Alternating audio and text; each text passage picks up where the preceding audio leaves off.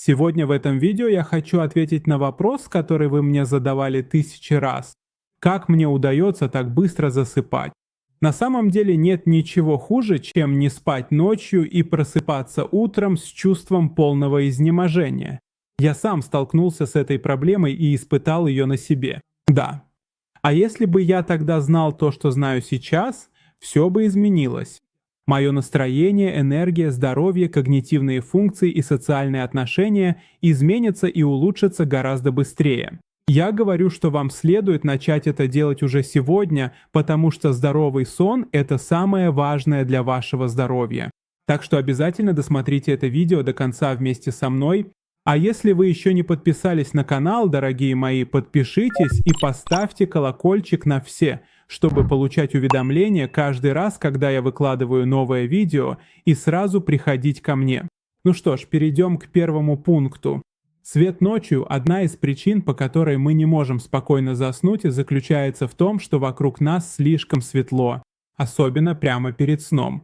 На самом деле гормоны, которые способствуют сну, такие как мелатонин, активируются в темноте. Поэтому лучше, чтобы перед сном свет был выключен и в комнату по возможности не проникал свет. Это очень важно. Так ваш организм сможет вырабатывать мелатонин.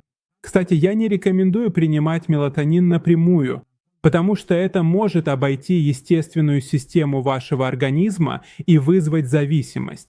Кроме того, это может нарушить нормальную работу шишковидной железы. Второй пункт – это экраны и тип контента, который мы смотрим.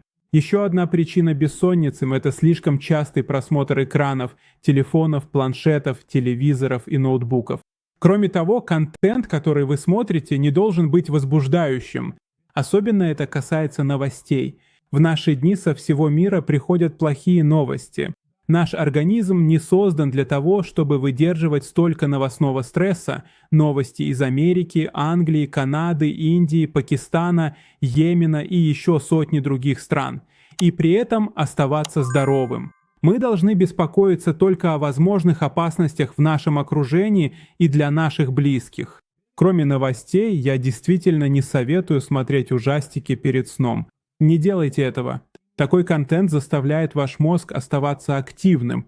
Вы начинаете вырабатывать слишком много кортизола и не можете уснуть. Если вы ищете лучшую альтернативу, которая поможет вам быстрее заснуть, чтение книги – лучший вариант. Многие, как только открывают книгу, давайте будем честными, многие, как только открывают книгу, сразу засыпают. К сожалению, а может быть и к счастью, причина этого в том, что поток информации в мозг уменьшается, и это успокаивает ум. Вот почему перед сном читать легкую художественную книгу гораздо лучше, чем смотреть захватывающий криминальный сериал или даже ужастик. Третий пункт – умственная занятость и нервное напряжение. Если ваш ум постоянно занят или вы испытываете сильный стресс, скорее всего, ваши надпочечники работают активнее обычного, и организм находится в состоянии «бей или беги». В этом случае есть два списка питательных веществ, которые вы можете употреблять, чтобы поддержать работу своих надпочечников.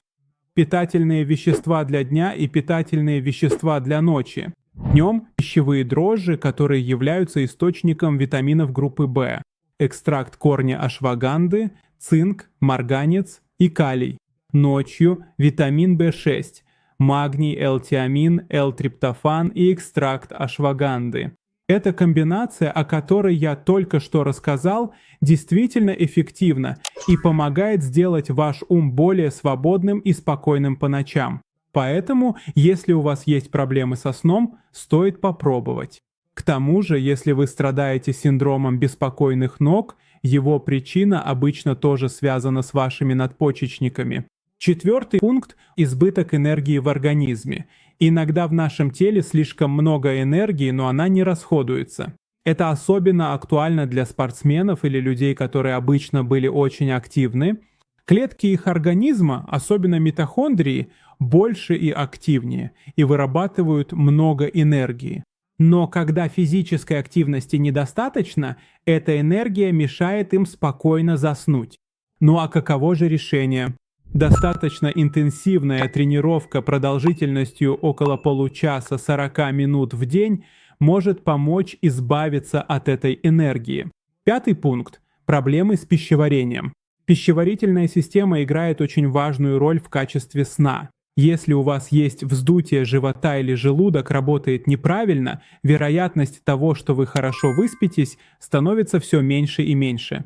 Ваш кишечник и мозг тесно связаны друг с другом. На самом деле 10% информации передается от мозга к кишечнику, а 90% наоборот, то есть от кишечника к мозгу. Поэтому абсолютно любое нарушение в работе вашей пищеварительной системы может напрямую повлиять на ваш мозг. Поэтому не ешьте продукты, которые вызывают у вас проблемы с пищеварением, ведь их симптомы очевидны. Например, те продукты, которые вызывают вздутие и газы, а также раздражают желудок и кишечник. Также не переедайте белок, потому что избыток белка приводит к гиперактивности организма, особенно перед сном. Вместо этого лучше употреблять на последний прием пищи успокаивающие продукты, например, продукты, богатые кальцием. Например, немного несоленого домашнего сыра перед сном может быть гораздо лучшим выбором. Если вы переели на последний прием пищи, употребление 1 столовой ложки яблочного уксуса с стаканом питьевой воды может помочь улучшить пищеварение ужина, уменьшить вздутие живота и чувство сытости, а также предотвратить ночной голод. Яблочный уксус даже помогает снизить ночной уровень сахара в крови и способствует стабильному уровню энергии во время сна. Обязательно помните, что этот раствор нужно пить через трубочку, чтобы ваши красивые зубы не пострадали. 6 пункт – боль в позвоночнике и боли в пояснице. Очевидно, если у вас болит спина, вы не сможете спокойно спать. Чтобы решить эту проблему, за несколько минут до сна выполните упражнение «Поза ребенка».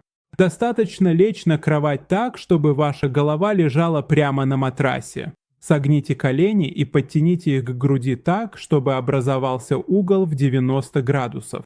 Ступни направьте к потолку, но копчик, конечную кость позвоночника держите на полу. Затем вытяните руки вперед и возьмитесь за внутреннюю или внешнюю часть ваших стоп. Разведите колени в стороны и аккуратно подтяните их к подмышкам. Останьтесь в этом положении на несколько глубоких выдохов и с каждым выдохом расслабляйте тело все больше. То, что делает это упражнение для вас, это растяжка и раскрытие пространства между позвонками и межпозвоночными дисками. Эта растяжка помогает снизить давление на ваши диски и нервы, вы испытаете отличное облегчение боли и, наконец-то, сможете спать как ребенок. В этом видео тоже есть потрясающая информация. Обязательно посмотрите его. Не забудьте поставить лайк, подписаться и нажать на колокольчик. Я вас очень люблю. Увидимся в одном из этих 2 видео. Всего вам наилучшего.